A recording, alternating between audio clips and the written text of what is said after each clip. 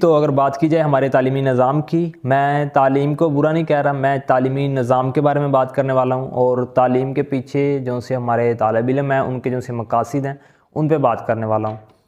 First of all तो तालीम का बेसिकली हमारे माशरे में जो चल रहा है वो ये है कि जो एक तालिब इल्म होता है उसकी जो सी ख्वाहिशात होती हैं, उसके जो से एम्स होते हैं लाइफ में, उसको मद्देनज़र नहीं रखा जाता। वालिदैन अपना एक माइंडसेट, एक गोल बनाते हैं कि हमारे बच्चे को हमने ये बनाना है और उसकी तरफ उसको लगा देते हैं। लेकिन अगर अदर कंट्रीज़ की बात की जाए, उधर बिल्कुल भी ऐसा नहीं है। उधर जब बच्चे को स्टार्टिंग में स्कूल की तरफ भेजा जाता है, उसके इंटरेस्ट को चेक किया जाता है, उसका इंटरेस्ट किस तरफ है, जिस तरफ उस बच्चे का इंटरेस्ट होता है उसको उसी चीज़ में इन्वॉल्व किया जाता है और वो एक दिन उस काम में अपना लोहा मनवाता है। लेकिन हमारे यहाँ बिल्कुल भी ऐसा नहीं है। वालिदैन अपनी ख्वाहिशत को पूरा करने के लिए बच्चे को उस तरफ लगा देते हैं।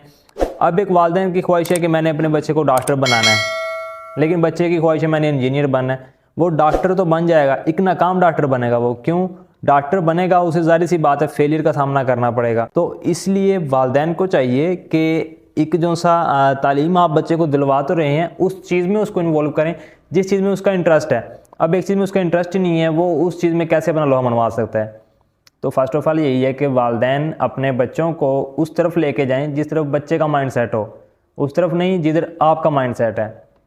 उसके बाद अगर बात की जाए हमारे तालीमी निज़ाम को कितना बजट दिया जा रहा है, तो आप देख लें एक कोई प्रैक्टिकल बात कर लेते हैं। आईटी के स्टूडेंट हैं, उन्हें लैब्स वगैरह में कंप्यूटर्स वगैरह प्रोवाइड ही नहीं किए जाते, उन्हें वो चीज़ें प्रोवाइड ही नहीं किया जा रही जिसका उस पर उनकी ज़रूरत है।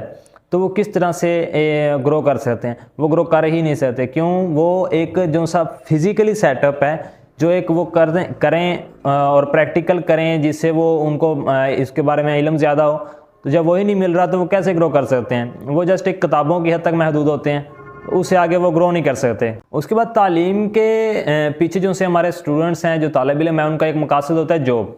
अगर आप तालीम हासिल कर रहे हैं और आपके मकासद क्या है कि मैंने जॉब करनी है, तो आपका माइंडसेट बिल्कुल ही गलत है। क्योंकि अगर आप तालीम जस्ट जॉब के लिए हासिल कर रहे हैं तो आप तालीम नहीं, आप जस्ट एक नौकर बनने की तरफ जा रहे हैं। तालीम का जो सब बेसिक मकसद है शऊर, अगर आपको शऊर ही नहीं मिल रहा तो आपकी तालीम का क्या फ़ायदा? हमारे यहाँ जो सब पढ़ा लिखा नौजवान होता है वो अनपढ़ या उससे जो से लो लेवल पे जिनके पास एजुकेशन होती हैं, तो उनको एक गिरे हुए लेवल तक इंतहाई अजीब तरीके से देखते हैं, उनसे बातचीत करना भी गवारा नहीं करते और अपने आप को एक इस स्टैंडर्ड तक मानते हैं कि हम पता नहीं क्या बलाएं बन गई हैं।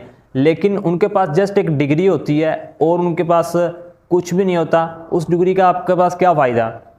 अब मैं अगर बात करूं, मुझे लोगों से मिलना बहुत अच्छा लगता है। मुझे दोस्त मिले, मैं सफ़र कर रहा था, उधर मुझे 2 दोस्त मिले, तो मैं उनसे बातचीत कर रहा था। तो मैंने उन दोनों से पूछा कि आप क्या करते हैं? तो एक ने मुझे बताया कि मैं ऑनलाइन काम करता हूं। तो दूसरे से मैंने पूछा, मैंने कहा आप क्या करते हैं? वो कहते हैं मैं भी ऑनलाइन काम करता हूं।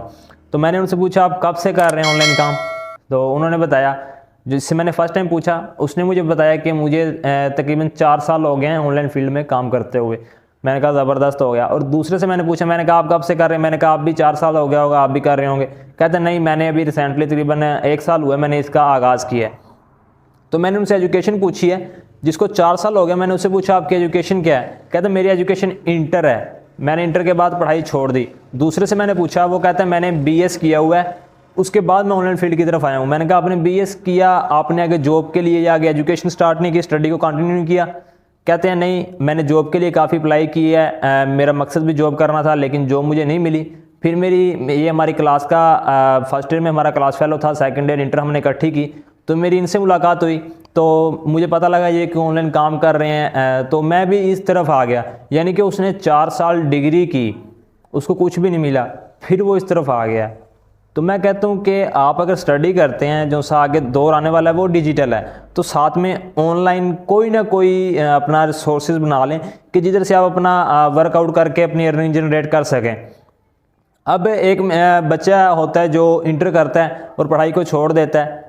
मैं पढ़ाई को बुरा नहीं कह रहा, मैं एजुकेशन सिस्टम और आपके माइंडसेट की बात कर रहा हूँ कि अगर आपके माइंडसेट के पीछे जॉब है तो आप कभी भी तरक्की की तरफ नहीं जा सकते। जॉब जो सी है वो आपको एक महदूद लिमिट तक रखती है, उससे आगे आपको ग्रो नहीं करने देती।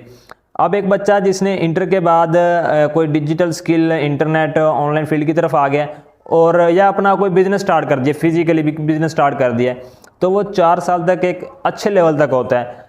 लेकिन अगर दूसरी तरफ बात की जाए, एक बच्चा जिसने यूनी में दाखिला ले लिया, BS कर रहा है, पीछे मकसद एक जॉब का ही है, अगर उसे जॉब ना मिले वो क्या करेगा? उसका तो मकसद ही जॉब था, लेकिन जॉब ही उसे नहीं मिली, फिर वो क्या करेगा? एक चीज़ पीछे बच रही है, बिजनेस। बिजनेस के लिए उसे क्या चाहिए? पैसा। पैसा किधर से लेगा? फिर वालिदैन से पैसा लेगा।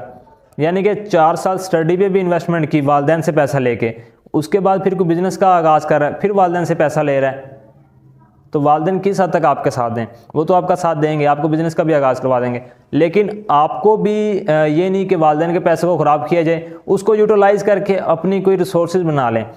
तो अगर आपकी तालीम के पीछे आपका माइंडसेट है कि मैंने किस लेवल तक जाना है, तो फिर तो आप तालीम को कंटिन्यू रखें।